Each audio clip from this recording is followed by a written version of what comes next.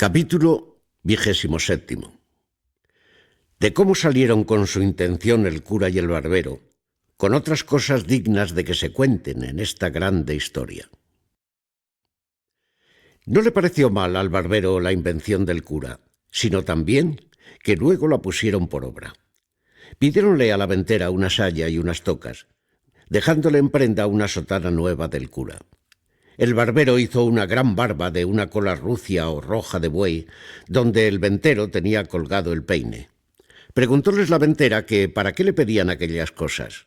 El cura le contó en breves razones la locura de Don Quijote y cómo convenía aquel disfraz para sacarle de la montaña donde a la sazón estaba.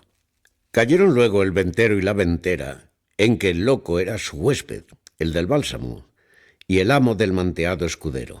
Y contaron al cura todo lo que con él les había pasado, sin callar lo que tanto callaba Sancho.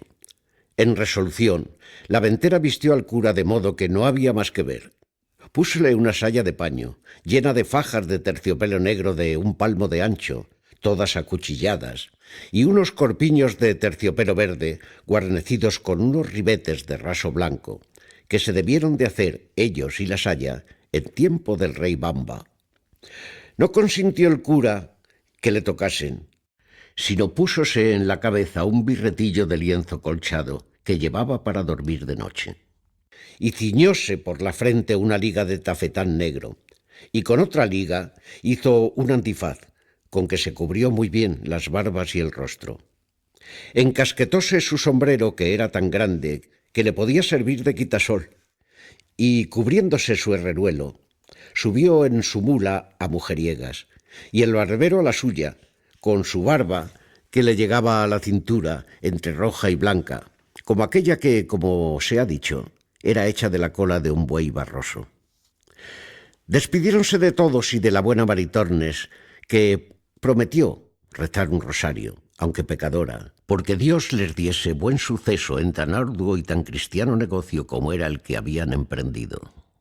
Mas apenas hubo salido de la venta, cuando le vino al cura un pensamiento, que hacía mal en haberse puesto de aquella manera, por ser cosa indecente que un sacerdote se pusiese así, aunque le fuese mucho en ello. Y diciéndoselo al barbero le rogó que trocasen trajes, pues era más justo que él fuese la doncella menesterosa, y que él haría el escudero, y que así se profanaba menos su dignidad. Y que si no lo quería hacer, determinaba de no pasar adelante, aunque a Don Quijote se le llevase el diablo. En esto llegó Sancho, y de ver a los dos en aquel traje no pudo contener la risa. En efecto, el barbero vino en todo aquello que el cura quiso, y trocando la invención, el cura le fue informando del modo que había de tener y las palabras que había de decir a Don Quijote, para moverle y forzarle a que con él viniese, y dejase la querencia del lugar que había escogido para su vana penitencia. El barbero respondió que sin que se le diese lección, él lo pondría bien en su punto.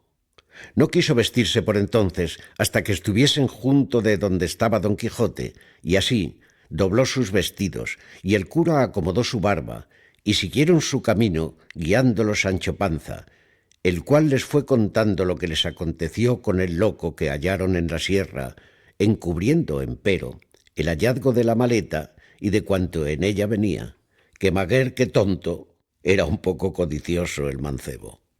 Otro día llegaron al lugar donde Sancho había dejado puestas las señales de las ramas para acertar el lugar donde había dejado a su señor.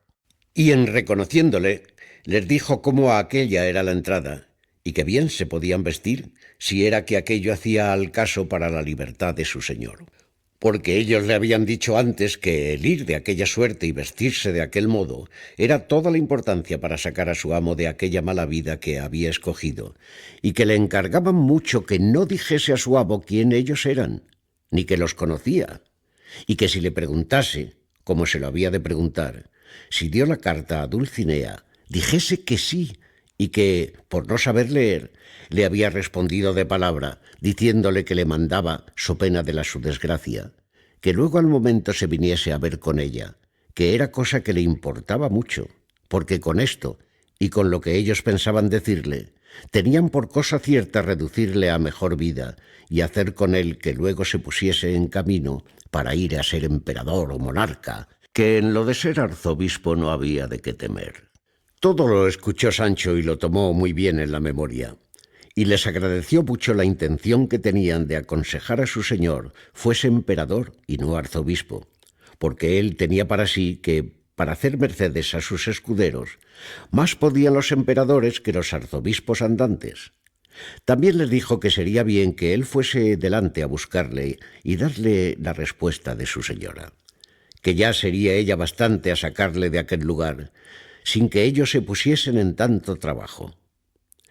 Parecióles bien lo que Sancho Panza decía, y así determinaron de aguardarle hasta que volviese con las nuevas del hallazgo de su amo.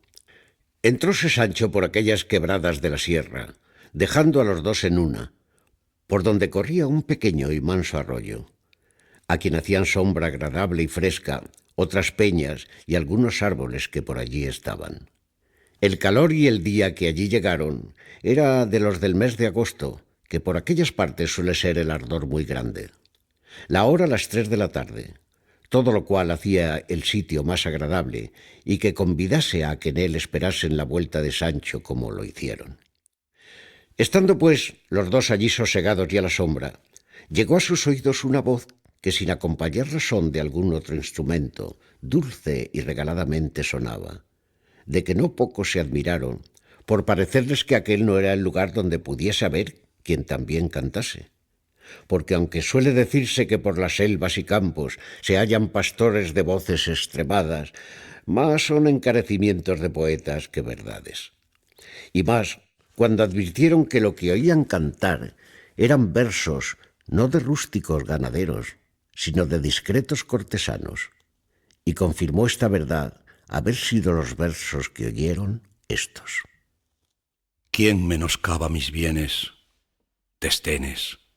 ¿Y quién aumenta mis duelos? Los celos. ¿Y quién prueba mi paciencia? Ausencia. De este modo en mi dolencia ningún remedio se alcanza, pues me matan la esperanza, desdenes, celos y ausencia. ¿Quién me causa este dolor? Amor. ¿Y quién mi gloria repugna?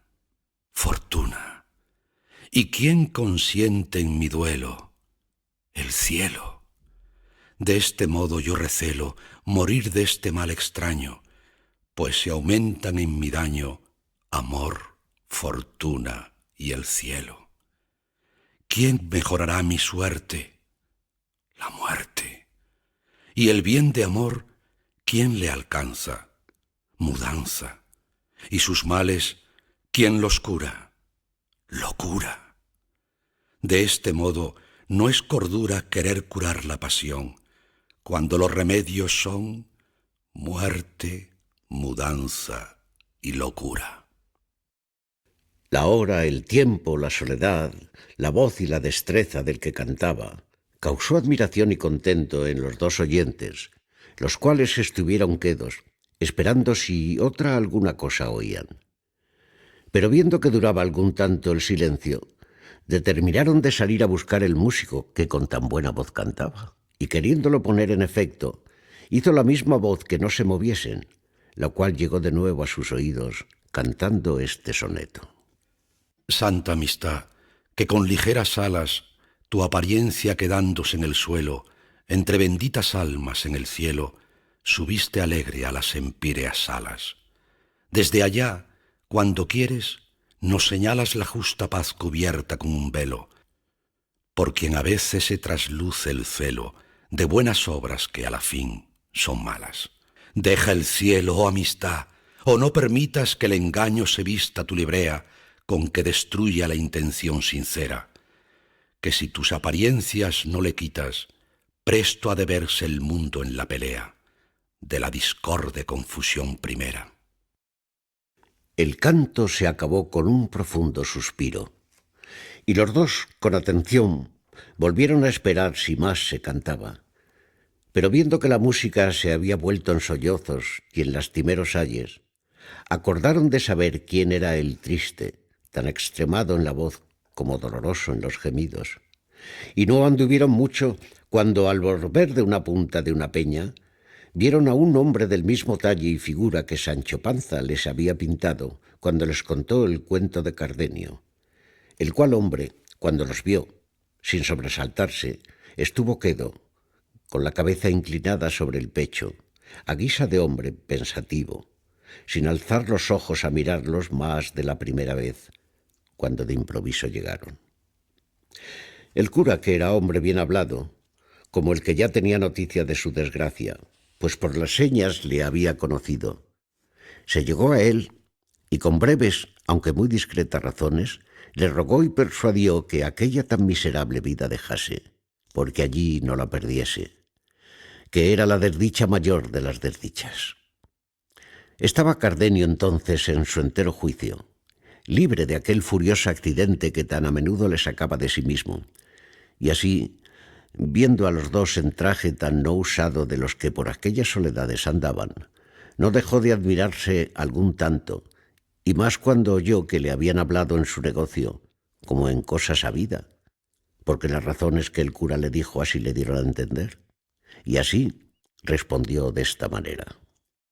Bien veo yo, señores, quienquiera que seáis, que el cielo, que tiene cuidado de socorrer a los buenos y aun a los malos muchas veces, sin yo merecerlo, me envía en estos tan remotos y apartados lugares del trato común de las gentes, algunas personas que, poniéndome delante de los ojos con vivas y varias razones, cuán sin ella ando en hacer la vida que hago, han procurado sacarme de esta a mejor parte. Pero como no saben que sé yo que en saliendo de este daño he de caer en otro mayor, quizá me deben de tener por hombre de flacos discursos, y aún, lo que peor sería, por de ningún juicio.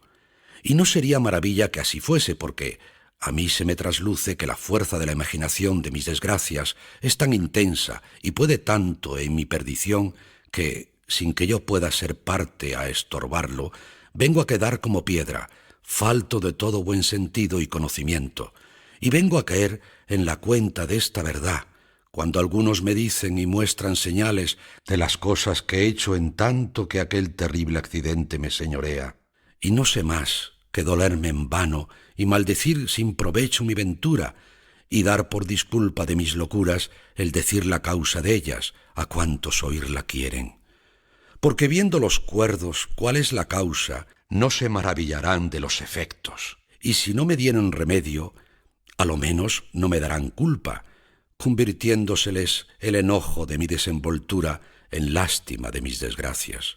Y si es que vosotros, señores, venís con la misma intención que otros han venido, antes que paséis adelante en vuestras discretas persuasiones, os ruego que escuchéis el cuento, que no le tiene de mis desventuras, porque quizá, después de entendido, ahorraréis del trabajo que tomaréis en consolar un mal que de todo consuelo es incapaz. Los dos, que no deseaban otra cosa que saber de su misma boca la causa de su daño, le rogaron se la contase, ofreciéndole de no hacer otra cosa de la que él quisiese, en su remedio o consuelo. Y con esto, el triste caballero comenzó su lastimera historia, casi con las mismas palabras y pasos que la había contado a Don Quijote y al cabrero, pocos días atrás, cuando, por ocasión del maestro Elisabat y puntualidad de Don Quijote en guardar el decoro a la caballería, se quedó el cuento imperfecto, como la historia lo deja contado. Pero ahora quiso la buena suerte que se detuvo el accidente de la locura y le dio lugar de contarlo hasta el fin. Y así, llegando al paso del billete que había hallado don Fernando entre el libro de Amadís de Gaula, dijo Cardenio que le tenía bien en la memoria y que decía de esta manera. Luscinda a Cardenio. Cada día descubro en vos valores que me obligan y fuerzan a que más os estime, y así, si quisiéredes sacarme de esta deuda sin ejecutarme en la honra, lo podréis muy bien hacer. Padre tengo que os conoce y que me quiere bien, el cual, sin forzar mi voluntad, cumplirá la que será justo que vos tengáis, si es que me estimáis, como decís, y como yo creo. Por este billete me moví a pedir a Luscinda por esposa, como ya os he contado, y este fue por quien quedó Luscinda en la opinión de don Fernando por una de las más discretas y avisadas mujeres de su tiempo, y este billete fue el que le puso en deseo de destruirme antes que el mío se efectuase. Díjele yo a don Fernando en lo que reparaba el padre de Luscinda, que era en que mi padre se la pidiese, lo cual yo no le osaba decir temeroso que no vendría en ello, no porque no tuviese bien conocida la calidad, bondad, virtud y hermosura de Luscinda, y que tenía partes bastantes para ennoblecer a cualquier otro linaje de España, sino porque yo entendía d'él que deseaba que no me casase tan presto, hasta ver lo que el duque Ricardo hacía conmigo. En resolución le dije que no me aventuraba a decírselo a mi padre, así por aquel inconveniente como por otros muchos que me acobardaban, sin saber cuáles eran, sino que me parecía que lo que yo desease jamás había de tener efecto. A todo esto me respondió don Fernando que él se encargaba de hablar a mi padre y hacer con él que hablase al de Luscinda. «Oh Mario ambicioso, oh Catilina cruel, oh Sila facineroso, oh Galalón embustero, oh Bellido traidor, oh Julián vengativo, oh Judas codicioso, traidor, cruel, vengativo y embustero, qué deservicios te había hecho este triste que con tanta llaneza te descubrió los secretos y contentos de su corazón. ¿Qué ofensa te hice?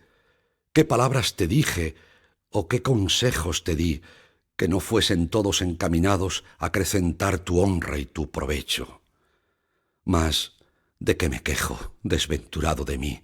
Pues es cosa cierta que cuando traen las desgracias la corriente de las estrellas, como vienen de alto abajo, despeñándose con furor y con violencia, no hay fuerza en la tierra que las detenga, ni industria humana que prevenirlas pueda.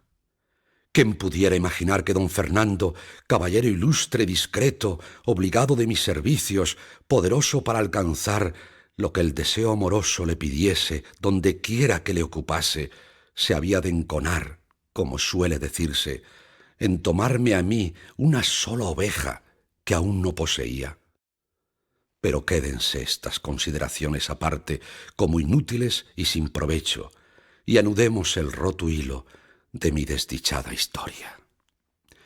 Digo, pues, que pareciéndole a don Fernando que mi presencia le era inconveniente para poner en ejecución su falso y mal pensamiento, determinó de enviarme a su hermano mayor con ocasión de pedirle unos dineros para pagar 6 caballos que de industria y sólo para este efecto de que me ausentase, para poder mejor salir con su dañado intento, el mismo día que se ofreció a hablar a mi padre, los compró y quiso que yo viniese por el dinero.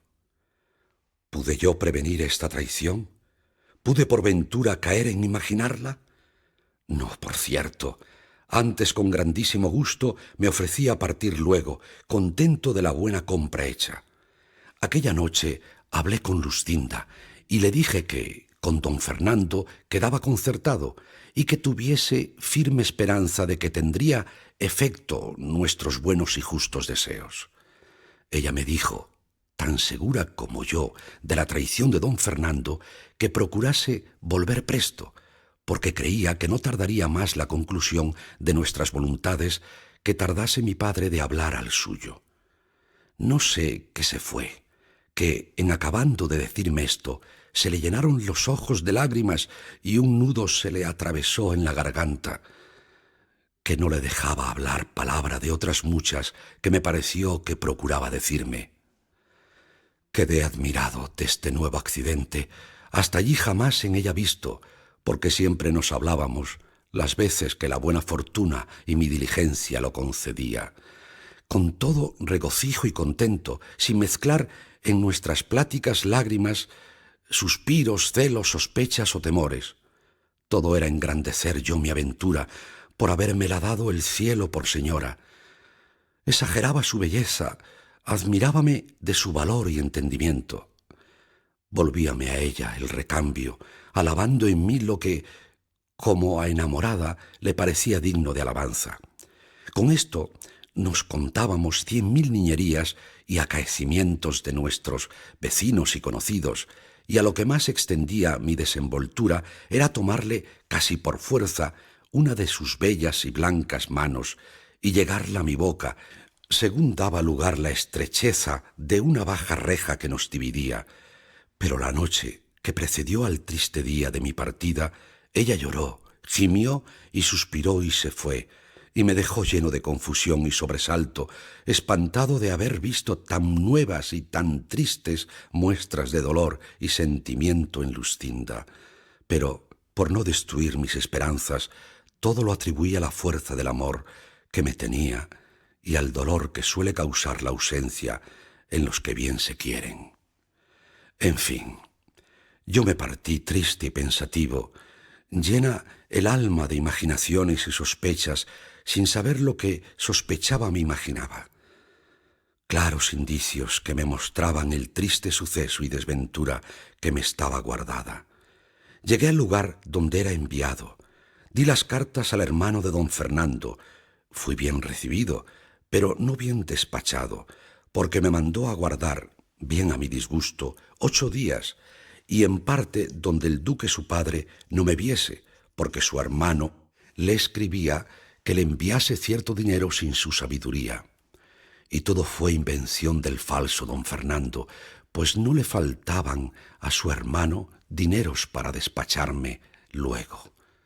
Orden y mandato fue este que me puso en condición de no obedecerle, por parecerme imposible sustentar tantos días la vida en la ausencia de Luscinda, y más habiéndola dejado con la tristeza que os he contado. Pero con todo esto obedecí como buen criado, aunque veía que había de ser a costa de mi salud. Pero a los 4 días que allí llegué, llegó un hombre en mi busca con una carta que me dio, que en el sobrescrito conocí ser de Luscinda, porque la letra de él era suya.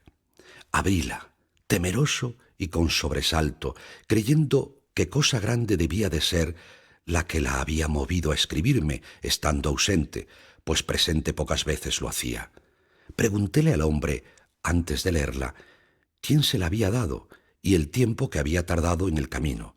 Díjome que acaso pasando por una calle de la ciudad a la hora de mediodía, una señora muy hermosa le llamó desde una ventana, los ojos llenos de lágrimas, y que con mucha prisa le dijo: «Hermano, si sois cristiano como parecéis, por amor de Dios os ruego que me encaminéis luego esta carta al lugar y a la persona que dice el sobrescrito, que todo es bien conocido, y en ello haréis un gran servicio a nuestro Señor, y para que no os falte comodidad de poderlo hacer, tomad lo que va en este pañuelo». Y diciendo esto, me arrojó por la ventana un pañuelo, donde venían atados 100 reales, y esta sortija de oro que aquí traigo, con esta carta que os he dado. Y luego, sin aguardar respuesta mía, se quitó de la ventana, aunque primero vio cómo yo tomé la carta y el pañuelo, y por señas le dije que haría lo que me mandaba. Y así, viéndome tan bien pagado del trabajo que podía tomar en traérosla, y conociendo por el sobrescrito que érades vos a quien se enviaba, porque yo, señor, os conozco muy bien, y obligado asimismo de las lágrimas de aquella hermosa señora, determiné de no fiarme de otra persona, sino venir yo mismo a dárosla. Y en 16 que ha que se me dio, he hecho el camino, que sabéis que es de 18 leguas. Y en tanto que el agradecido y nuevo correo esto me decía, estaba yo colgado de sus palabras, temblándome las piernas de manera que apenas podía sostenerme. En efecto, abrí la carta y vi que contenía estas razones. La palabra que don Fernando os dio de hablar a vuestro padre para que hablase al mío, la ha cumplido más en su gusto que en vuestro provecho. Sabed, señor, que él me ha pedido por esposa, y mi padre, llevado de la ventaja que él piensa que don Fernando os hace, ha venido en lo que quiere con tantas veras que de aquí a 2 días se ha de hacer el desposorio, tan secreto y tan a solas que sólo han de ser testigos los cielos y alguna gente de casa. Cual yo quedo, imaginadlo. Si os cumple venir, vedlo. Y si os quiero bien o no, el suceso de este negocio os lo dará a entender. A Dios plega que ésta llegue a vuestras manos antes que la mía se vea en condición de juntarse con la de quien tan mal sabe guardar la fe que promete. Estas, en suma, fueron las razones que la carta contenía y las que me hicieron poner luego en camino sin esperar otra respuesta ni otros dineros, que bien claro conocí entonces que no la compra de los caballos, sino la de su gusto, había movido a don Fernando a enviarme a su hermano. El enojo que contra don Fernando concebí, junto con el temor de perder la prenda que con tantos años de servicios y deseos tenía granjeada, me pusieron alas, pues, casi como en vuelo, otro día me puse en mi lugar al punto y hora que convenía para ir a hablar a Luscinda. Entré secreto y dejé una mula en que venía en casa del buen hombre que me había llevado la carta, y quiso la suerte que entonces la tuviese tan buena que hallé a Luscinda puesta a la reja, testigo de nuestros amores. Conocióme Luscinda luego, y conocíla yo, mas no como debía ella conocerme y yo conocerla. Pero, ¿quién hay en el mundo que se pueda alabar que ha penetrado y sabido el confuso pensamiento y condición mudable de una mujer? Ninguno, por cierto. Digo pues que así como Luscinda me vio, me dijo: Cardenio, de boda estoy vestida.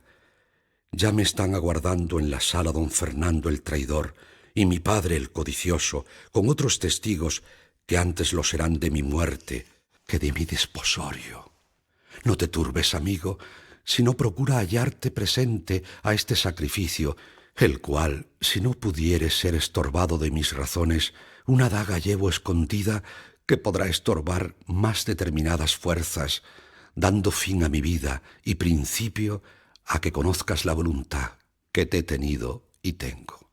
Yo le respondí turbado y aprisa, temeroso no me faltase lugar para responderla.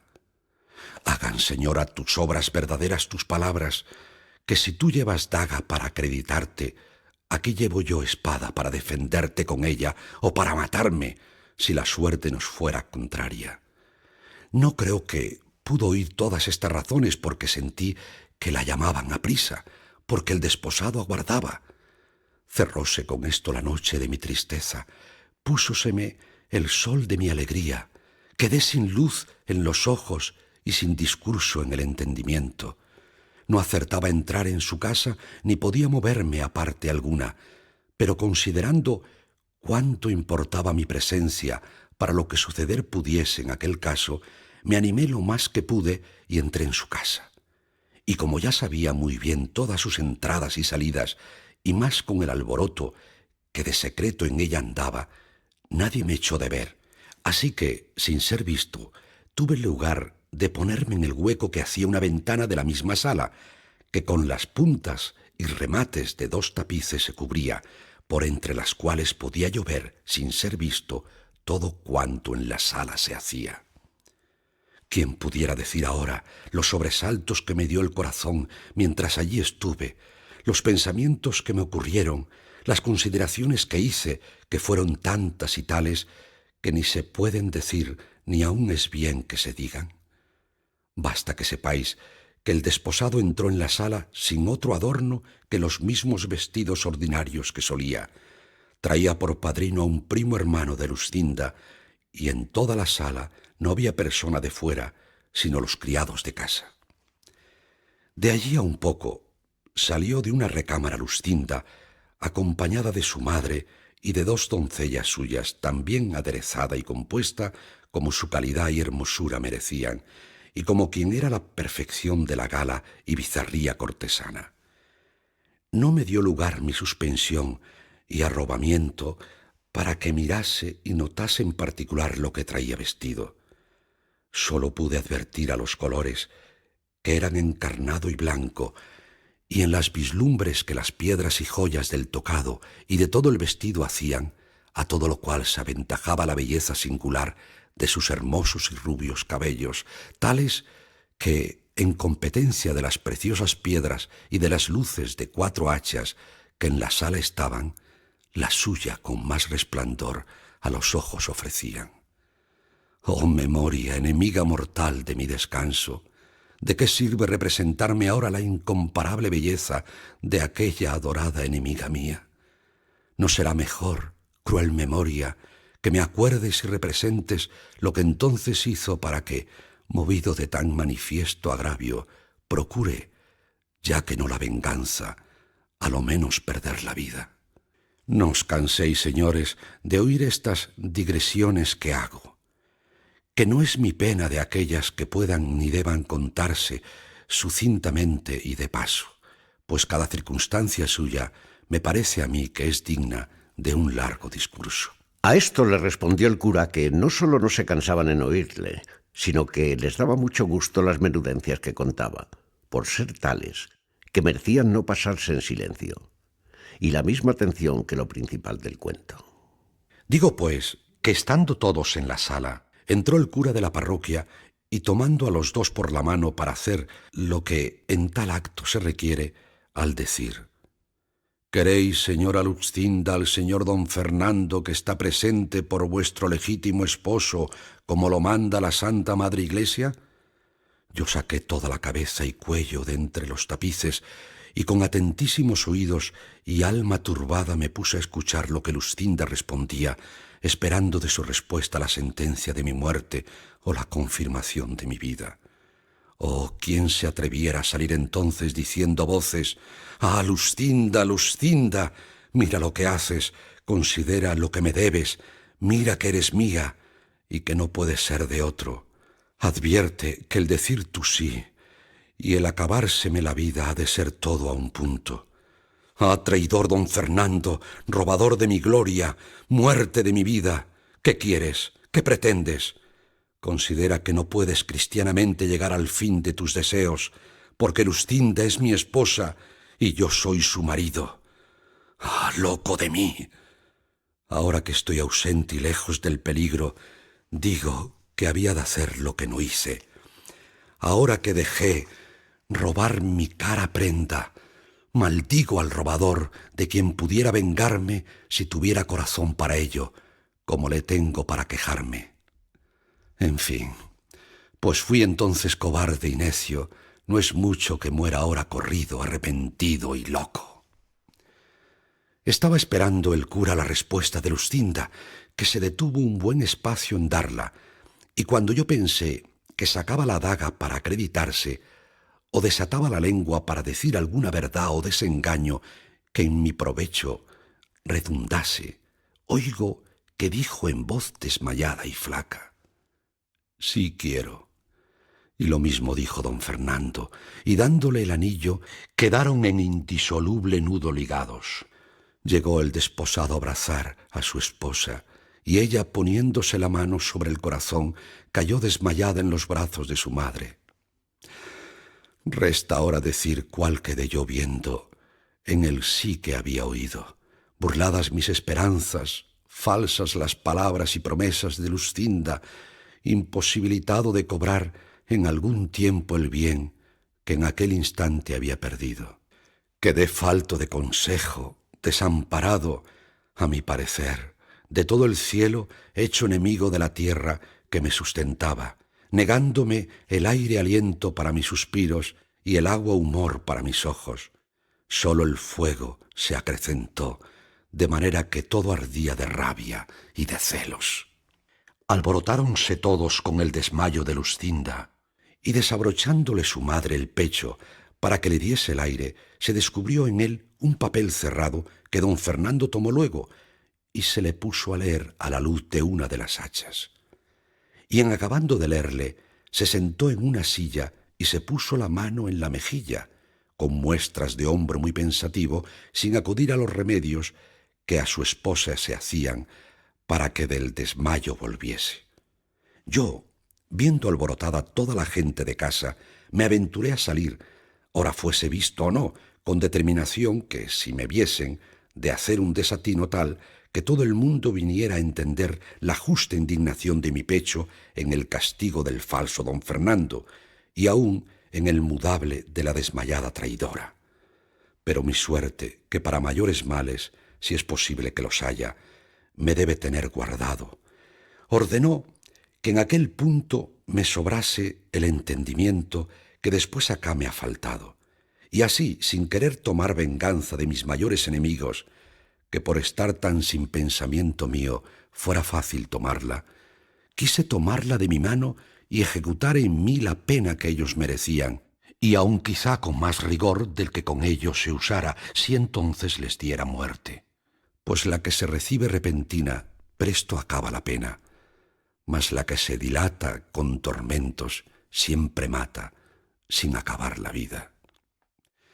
En fin, yo salí de aquella casa y vine a la de aquel donde había dejado la mula. Hice que me la ensillase. Sin despedirme de él, subí en ella y salí de la ciudad, sin osar, como otro Lot, volver el rostro a Miralla. Y cuando me vi en el campo solo, y que la oscuridad de la noche me encubría y su silencio convidaba a quejarme, sin respeto o miedo de ser escuchado ni conocido, solté la voz y desaté la lengua en tantas maldiciones de Luscinda y de don Fernando, como si con ellas satisficiera el agravio que me habían hecho.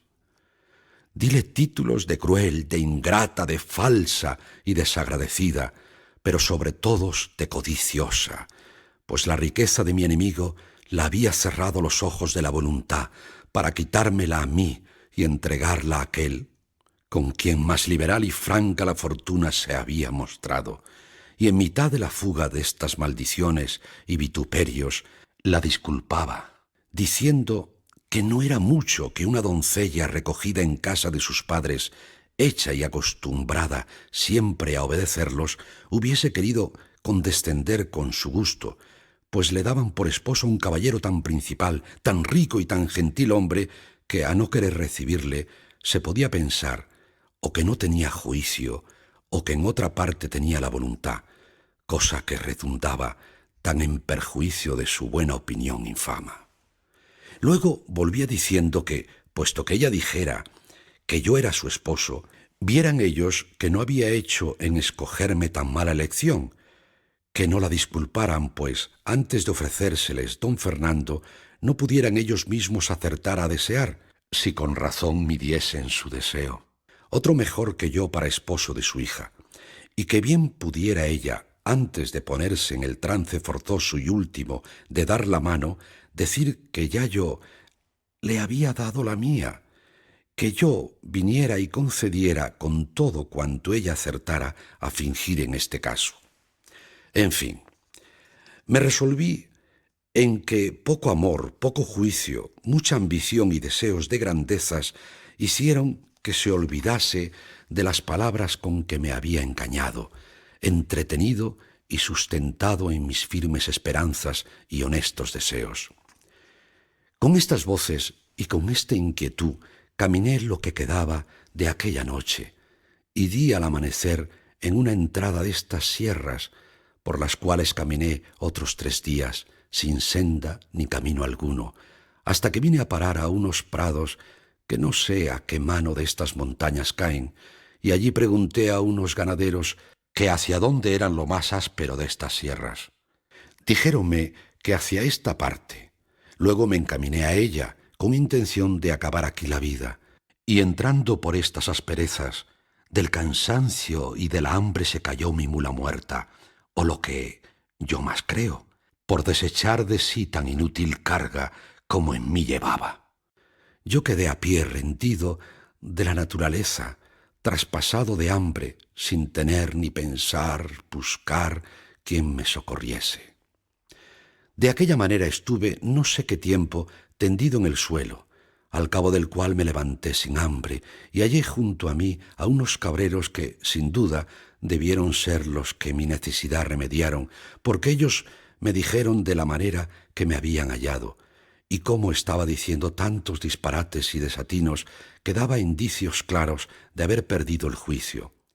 Y yo he sentido en mí, después acá, que no todas veces le tengo cabal, sino tan desmedrado y flaco, que hago 1000 locuras, rasgándome los vestidos, dando voces por estas soledades, maldiciendo mi ventura y repitiendo en vano el nombre amado de mi enemiga, sin tener otro discurso ni intento entonces que procurar acabar la vida voceando, y cuando en mí vuelvo, me hallo tan cansado y molido que apenas puedo moverme.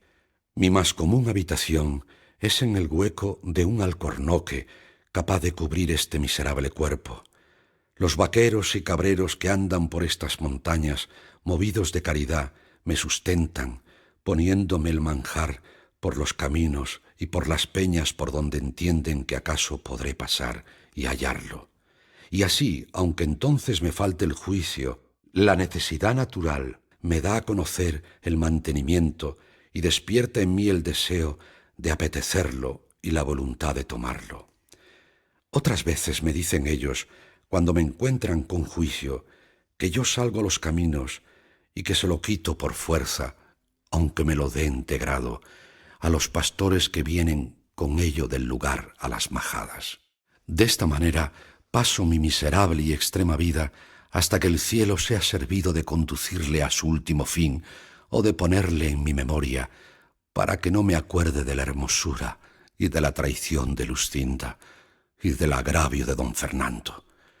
Y que si esto él hace sin quitarme la vida, yo volveré a mejor discurso mis pensamientos, donde no hay sino rogarle que absolutamente tenga misericordia de mi alma, que yo no siento en mí valor ni fuerzas para sacar el cuerpo de esta estrecheza en que por mi gusto he querido ponerle. Esta es, oh señores, la amarga historia de mi desgracia. Decidme si es tal que pueda celebrarse con menos sentimientos que los que en mí habéis visto, y no os canséis en persuadirme ni aconsejarme lo que la razón os dijere que puede ser bueno para mi remedio, porque ha de aprovechar conmigo lo que aprovecha la medicina recetada de famoso médico al enfermo que recibir no la quiere. Yo no quiero salud sin Luscinda, y pues ella gustó de ser ajena, siendo o debiendo ser mía, guste yo de ser de la desventura, pudiendo haber sido de la buena dicha. Ella quiso, con su mudanza, hacer estable mi perdición. Yo querré, con procurar perderme, hacer contenta su voluntad, y será ejemplo a los porvenir de que a mí solo faltó lo que a todos los desdichados sobra, a los cuales suele ser consuelo la imposibilidad de tenerle, y en mí es causa de mayores sentimientos y males, porque aún pienso que no se han de acabar con la muerte. Aquí dio fin Cardenio a su larga plática, y tan desdichada como amorosa historia.